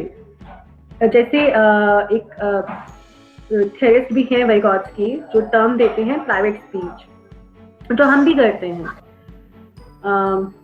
किसी ने माइक ओपन किया है अभी, कोई शायद कुछ कहना चाहता है। ओके, मैं कंटिन्यू करती हूँ। तो जो प्राइवेट स्पीच की वो बात करते हैं, वो ये कहते हैं कि जो बच्चे हैं या हम भी, जब हम कुछ चीज थिंकिंग करते हैं वो हम अपनी लैंग्वेज में करते हैं। तो कोई भी सब्जेक्ट है, मैथ्स हो गया, साइंस हो गया, या फिर जिस कोई भी प्रॉब्लम हो गई, उसको सॉल्व करने के लिए what do? We do mental thinking. And how do we do mental thinking? By talking ourselves. हम अपने से बात करते हैं. और अगर मेरी लैंग्वेज ही उतनी डेवलप नहीं होगी, मैं बात ही नहीं करूंगी, तो मेरी बाकी स्किल्स जो हैं, बाकी सब्जेक्टिव अंडरस्टैंडिंग है, वो भी इम्पैक्ट करेगी. तो कहीं ना कहीं oral development is very critical before we go for reading and writing, because reading writing becomes very easy once child master these two skills. जहां हम बच्चे को बस बोलना सिखाएं, बच्चे को बस बात करें ज्यादा से ज्यादा, और बच्चे को मौके दें ज्यादा से ज्यादा अपनी भाषा को इस्तेमाल करने का, जिसका एक तरीका होता है स्टोरी टेलिंग. आप स्टोरी टेलिंग किसी भी तरीके से हो सकते हैं, किससे कहानियां भी हो सकते हैं. हम तो बच्चों को बिठा करके पूछ सकते हैं कि अच्छा आज आपको पता है कि मेरे साथ क्या हुआ, मैं मार्केट गई थी, ऐसे हो गया मेरे साथ में. तो like most of the time ये होता है जब मैं घर आती हूँ और मेरा नेक्स्ट एकदम से आगे पूछता है अच्छा मेरे लिए क्या लेकर आए हो. तो आई ऑलवेज हैव स्टोरी कि अच्छा आपको पता है मैं वहां तो गई थी, लेकिन वहां पर शॉप बंद हो गई थी, फिर मैं दूसरी शॉप पर भी गई थी, फिर वो शॉप पर मुझे सामान नहीं मिला, फिर मैंने ये किया, फिर मैंने वो किया, तो मुझे मिला ही नहीं कुछ. सो अगर मेरे पास स्टोरी नहीं है तो आई कुक स्टोरीज. एंड तो story telling is a very very interesting and good way बच्चे की लैंग्वेज डेवलपमेंट के लिए. अब यहाँ पर अगर स्टोरी की बात करते हैं तो 2-3 इम्पोर्टेंट चीजें I would like to share, जो आपको शायद पता भी होंगी, कि जब हम स्टोरीज की बात करते हैं, अब अगर हमें नहीं पता या we are not very good with that, तो हम स्टोरी बुक्स का सहारा लेते हैं. तो अगर हम यहाँ पे बात करें रीडिंग स्टोरीज की, तो किस तरह की स्टोरीज हैं जो मुझे बच्चे को सुनानी चाहिए at a very young age. तो ये एक बहुत ही कॉन्ट्रोवर्शियल टॉपिक है, जो मैं आप सबसे समझना चाहूंगी कि आपको क्या लगता है at a very young age मुझे किस तरह की कहानियां बच्चों को सुनानी चाहिए.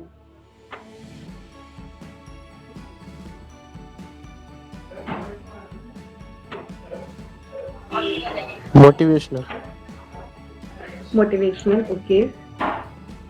बहुत छोटे बच्चों को साउंड्स के, कलर्स के, बहुत सिंपल चीजें जो वो समझ रहे होते हैं उनकी कहानियां सुनानी चाहिए. फिर वैसे ही आस्ते आस्ते जानवरों की आवाजों की, जो आस्ते आस्ते खुद भी बोल पाए, खुद भी कर पाए. I think so.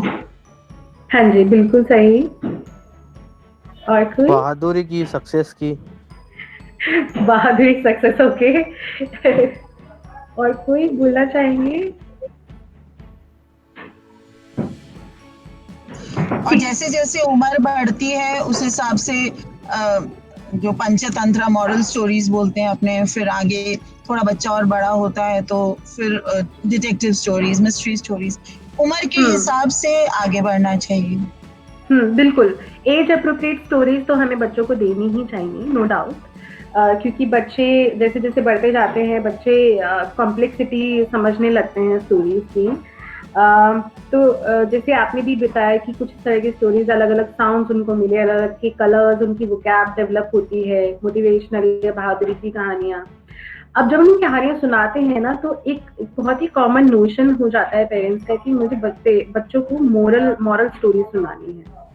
और ये बहुत ही कंट्रोवर्शियल है कि अगर मुझे बच्चों के अंदर गुड हैबिट्स अगर लानी है, तो स्टोरीज, मॉरल स्टोरीज होने की बजाय मैं कोई ऐसी स्टोरी उठाऊं या जो डायरेक्टली मॉरल ना दे, कि डायरेक्टली ना सिखाएं कि अच्छा इस कहानी से मैंने ये सीखा. तो उससे क्या होता है कि अगर हर बारी में कहानी के साथ एक मॉरल दे रही हूँ, तो बच्चे का कहानी की तरफ इंटरेस्ट हो सकता है कम हो जाए, या फिर कहानी में जो बाकी चीजें बच्चे सीख सकते हैं शायद वो पीछे रह जाए.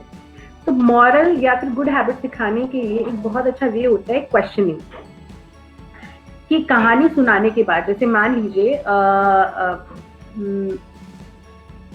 कोई भी कहानी पंचतंत्र की या फिर कोई भी छोटी मोटी कहानी, अगर लालू पीलू वाली कहानी उठा लें हम, और खरगोश और कछुए की जो कहानी है उसको ले लें, जैसे से कुछ इस तरह पूछ लें अच्छा कि अगर मुझे खाना है कि अपनी को अच्छे से समझना को सीरियसली लेना है, तो कहानी को मैं कुछ इस तरीके से सुना और फिर बच्चे से पूछूं उस तरह के सवाल। तो अभी मैं एक एग्जांपल लेना चाहूंगी यहाँ पर चोरी का। तो जैसे चोरी करना पाप है, तो instead of telling a story जहाँ मैं बच्चे को बताऊं कि चोरी करना पाप है, I can give a situation to a child कि क्योंकि बच्चों के साथ क्या होता है कि if they like anything they just want to have it, they don't have any concept of theft. इन्हें कॉन्सेप्ट ही नहीं है चोरी का। चोरी इज अ एडल्ट कॉन्सेप्ट। चोरी की सजा भी एक एडल्ट कॉन्सेप्ट है। बच्चे के लिए कुछ नहीं है, बच्चे के लिए एक वंडरफुल लाइफ है, वंडरफुल वर्ल्ड है, और उसमें अगर कोई चीज उसको अच्छी लगती है they want to have it, they don't know कि अच्छा कोई कानून वगैरह भी होता है इस चीज के लिए। तो वहां पर अगर हम बच्चे के लेवल से जाकर के पूछें कि अच्छा आपको ये चीज पसंद है, अगर मैं आपसे बिना पूछे इसको ले लूं तो आपको कैसा लगेगा, तो बच्चा डेफिनेटली समझेगा कि अच्छा मुझे अच्छा नहीं लग रहा है। तो इसीलिए जब आप किसी का सामान लेते हो तो उनको भी अच्छा नहीं लगता है।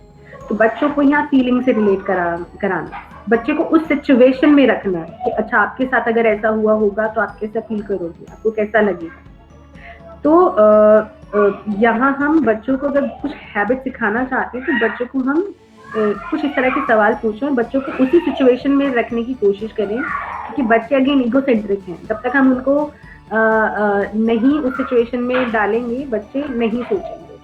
लेकिन अगर मैंने बच्चे को वो सिचुएशन दी कि अच्छा मैं अगर आपके साथ ऐसे करती हूँ या फिर मैं अगर आपको कोई सामान लेती हूँ तो आपको कैसा फील होगा, तो अच्छा नहीं फील होगा, तो आप चाहते हो कि आपके दोस्त को अच्छा फील हो, नहीं हो, या आपके भाई को अच्छा, आपका भाई रो या आपका भाई दुखी हो। तो इस तरीके से अगर हम बच्चे के साथ में बात करते हैं तो हमारी स्टोरीज का सिलेक्शन तो बेसिकली जो है कुछ इस तरीके का होना चाहिए जिसमें बहुत सारी अच्छी पिक्चर्स हों। एंड छोटे बच्चों के लिए स्पेशली स्टोरीज छोटी हो, बड़ी ना हो, क्योंकि बच्चों का अटेंशन स्पैन बहुत छोटा होता है।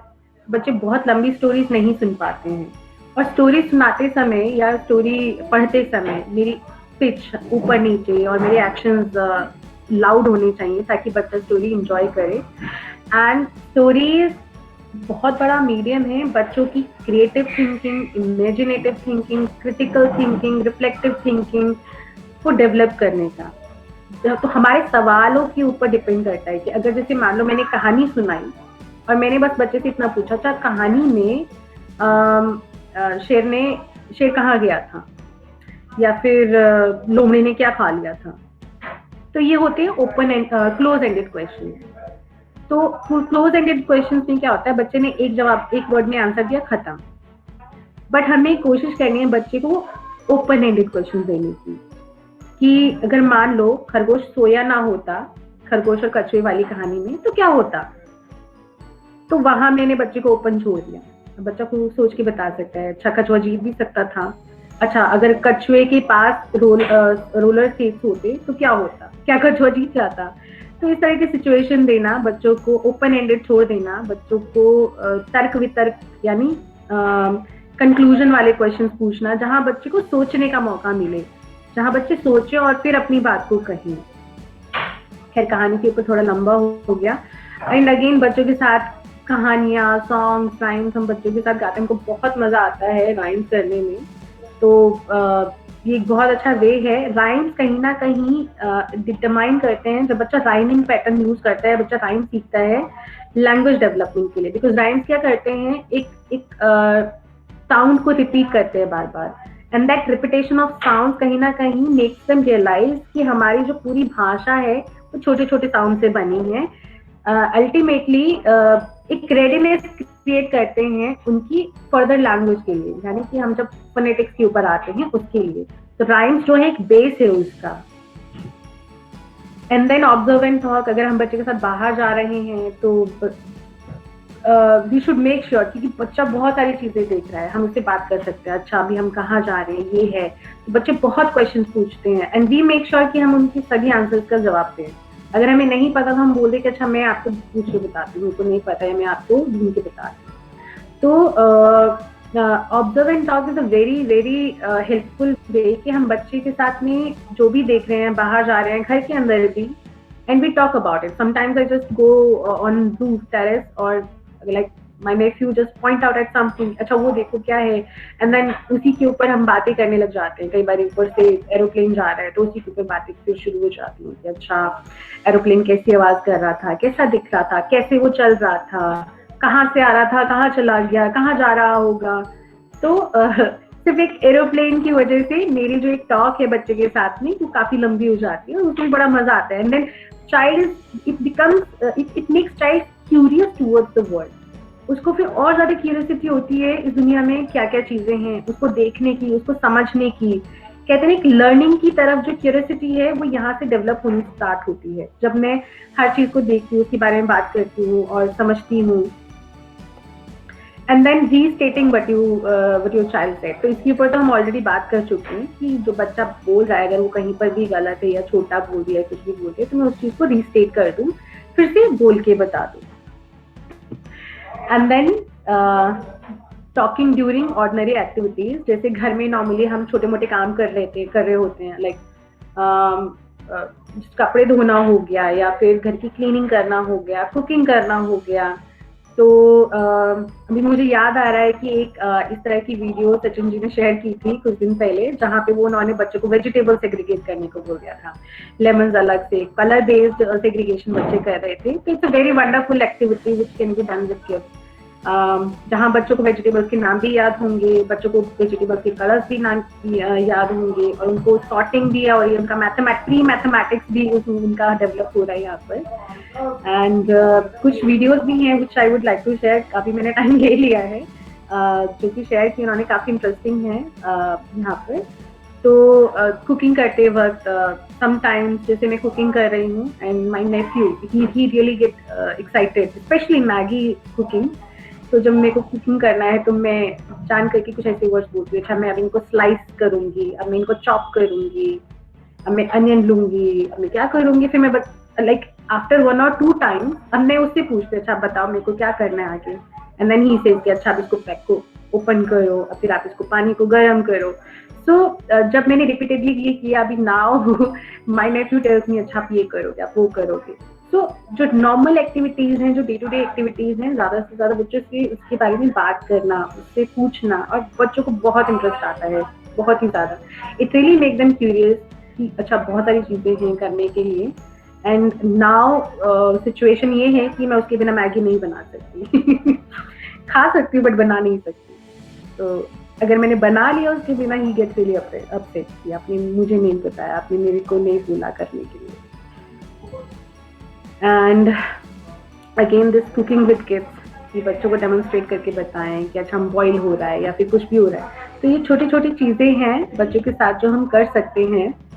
एंड इस तरह की एक्टिविटीज बच्चों को बहुत हेल्प करती हैं। And I would love to hear from you, because मुझे पता है इसके अलावा भी शायद आप बहुत सारी चीजें करते होंगे बच्चों के साथ, and which can help all of us, कि हम बच्चों के साथ ये भी कर सकते हैं।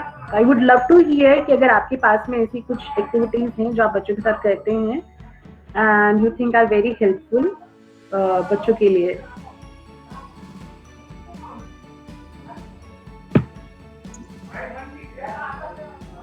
टर्निंग कर सकते हैं, चपाती रोलिंग कर सकते हैं, पाउंडिंग। बिल्कुल बिल्कुल। मैं एक छोटा सा ना प्रिटेंड रीडिंग का सेशन ही शेयर कर देती हूँ। सचिन जी का ही है ये, काफी बच्चे वोकल हैं दोनों ही।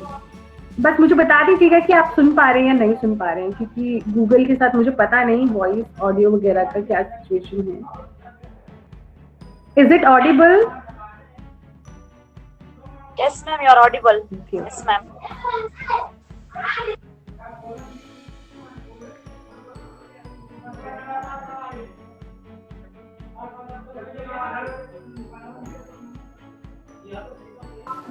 Not audible. सभी को ऑडिबल नहीं है? Yes, ma'am. नहीं जी, नहीं सुनाई दे रहा है। अच्छा, हेलो, हाय, मैं इस वीडियो के बारे में कुछ बताना चाहूंगी। हाँ मैं आपको, हाँ, एक्चुअली ये ईधा ईवा का रोज का बेड टाइम रहता है, जब हम उन्हें कुछ बुक्स यानी उनके लाइब्रेरी में रखी रहती है जो उनको इजीली एक्सेसिबल हो, तो कुछ बुक पिक करके लाते हैं और वो बेड टाइम के वक्त हम पढ़ते हैं। तो इसमें मैटर क्या है वो उनको पता नहीं है ना, उनको कुछ कहानी या तो सॉन्ग्स याद है जो वो जस्ट पेज पलट के उनको पता है उंगली रखना है तो उंगली रखते हैं और वो सॉन्ग्स बोलते हैं। तो यहाँ पे ईवा और इधर बोलते हैं नाचे मोरा इस सॉर्ट ऑफ, तो ये उनका रोज का एक्टिविटी है, ये डेली होता है। हाँ, बहुत ही अच्छा, इनफैक्ट ये बहुत ही हेल्पफुल एक्टिविटी है। हम बच्चों के लिए घर में ही छोटा सा लाइब्रेरी कॉर्नर भी बना सकते हैं जहाँ वो बच्चों को पिक करे। तो बच्चे यहाँ पर क्या कर रहे हैं, प्रिटेंड रीडिंग कर रहे हैं। तो ये इसको बोलते हैं प्री रीडिंग एक स्टेज है हमारी, कि जब बच्चा एक्चुअल वर्ड्स को रीड करना शुरू करता है, बच्चा प्रिटेंड रीड करता है, बच्चा बुक्स को लेके क्यूरियस होता है, बच्चे को ये भी पता है बुक को सीधा ऐसे पकड़ना है, बच्चों को ये भी पता है बुक को पलटना है, बुक को शुरू से स्टार्ट पेज ये होता है, एंड पेज ये होता है। तो these are pre reading skills which are very helpful here. तो जैसे सचिन जी बच्चों को बता भी रहे हैं, सवाल पूछ रहे हैं वो बच्चों से यहाँ पर, और बच्चे फिर उसी तरह से रिस्पॉन्ड भी कर रहे हैं मराठी में ही। क्योंकि अब यहाँ पर ये भी मैटर रहता है कि हम जब भाषा की बात कर रहे हैं, तो जैसे हमारी अभी नेशनल एजुकेशन पॉलिसी में भी बहुत अच्छे से बताया गया कि हम बच्चों के साथ उनकी मदर टंग में ही बात करें, क्योंकि उनकी जो कॉग्निशन है यानी मेंटल थिंकिंग है वो मदर टंग में होती है। तो जितना हम उनको मदर टंग में बोलेंगे उनका थिंकिंग उतना क्विक होता है। सो इट्स वेरी इंपॉर्टेंट कि जब हम भाषा की बात कर रहे हैं, हम बच्चे की भाषा डेवलप करना चाहते हैं, तो हम स्टार्ट करें उनकी मदर टंग से। एंड देन अगर बच्चा अपनी मदर टंग में काफी स्ट्रांग हो जाता है, काफी प्रोफिशिएंट हो जाते हैं, it becomes very easy for the child to learn second language और any foreign language, because they know structure of a language.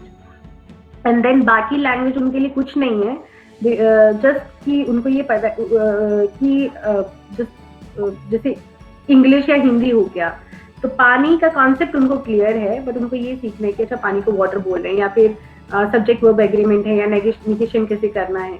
तो जो एक भाषा का एक जो रूल है बच्चा जब समझ जाता है, तो उसके लिए दूसरी तीसरी भाषा सीखना आसान हो जाता है। और स्पेशली जब बात की जाए थिंकिंग की, तो बच्चा जो है शुरू में अपनी मातृभाषा में ही सोचता है, तो इसलिए बहुत जरूरी है कि हम जब बच्चों को एक्सपोजर दें तो उनकी मातृभाषा से दें। तो अभी क्योंकि आप सुन नहीं पाएंगे, तो बस मैंने आपको जस्ट बता दिया, और अपर्णा जी ने भी बता दिया कि वीडियो के अंदर क्या हो रहा है। तो कुछ इस तरह की चीजें काफी अच्छी एक्टिविटीज हैं वो जो शेयर करते हैं, मैं भी देखती रहती हूँ। तो बच्चे के साथ जो भाषा डेवलपमेंट में है, ये बहुत ज्यादा बच्चे को हेल्प करता है। मैं यहाँ पर अब अगर आपकी कोई क्वेश्चन है, सवाल है, तो पूछ सकते हैं, कोई कमेंट्स हैं, कुछ भी।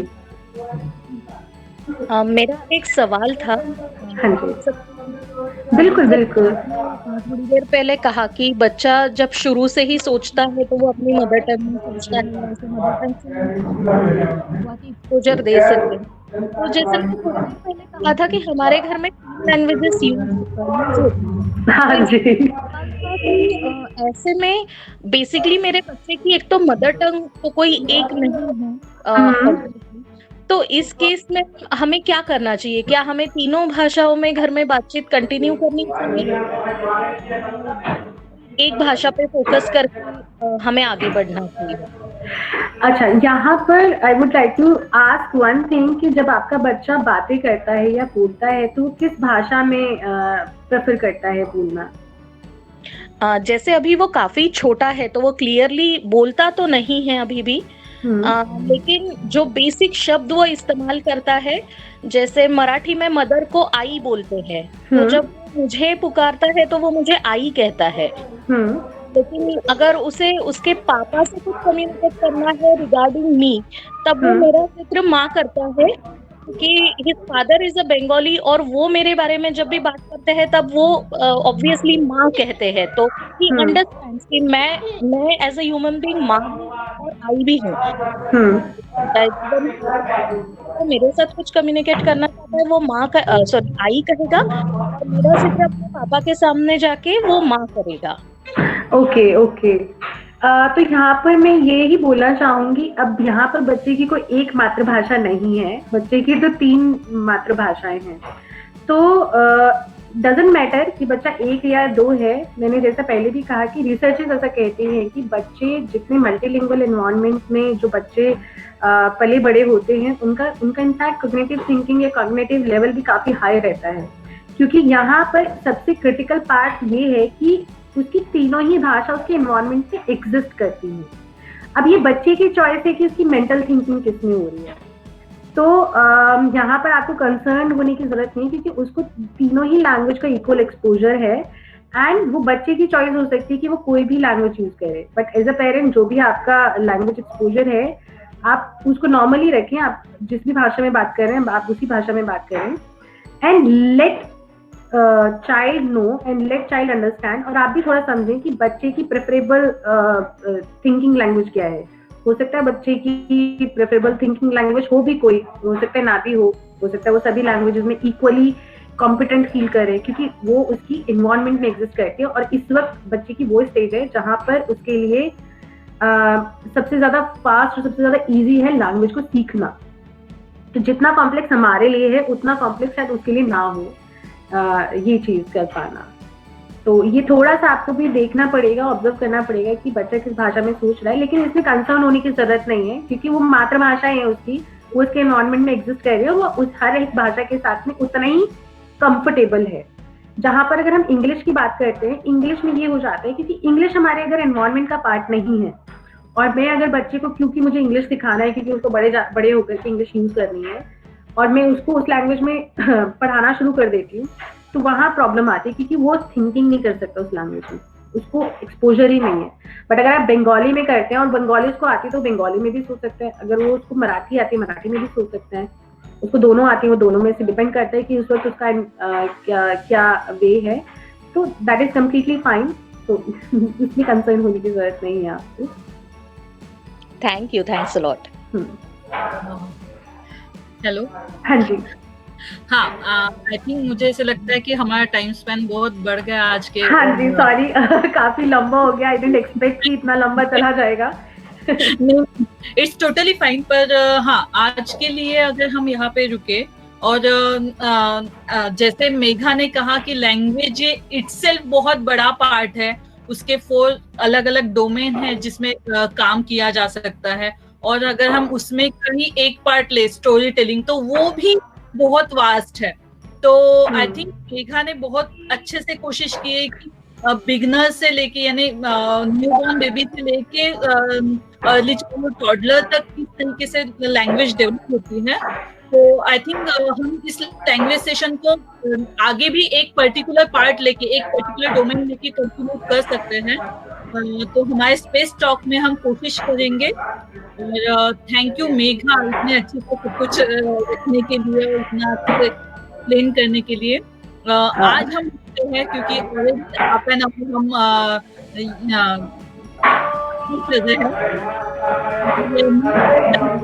टॉपिक के साथ फिर से मिलेंगे स्टॉक में।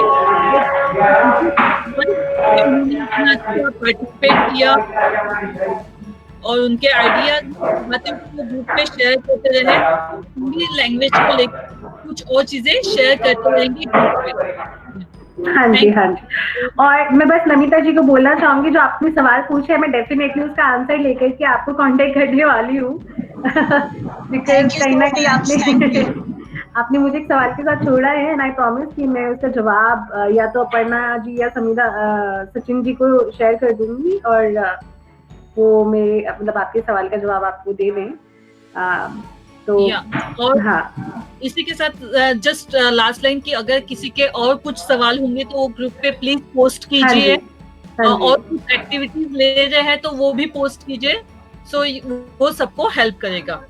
बिल्कुल। Thank you, thanks a lot, and thank you so much for inviting me. मैंने काफी टाइम लिया आज आप सबका। Thank you for this wonderful session. Thank you so much. Thank you. Thank you, Space. Thank you, Megha. Thank you so much.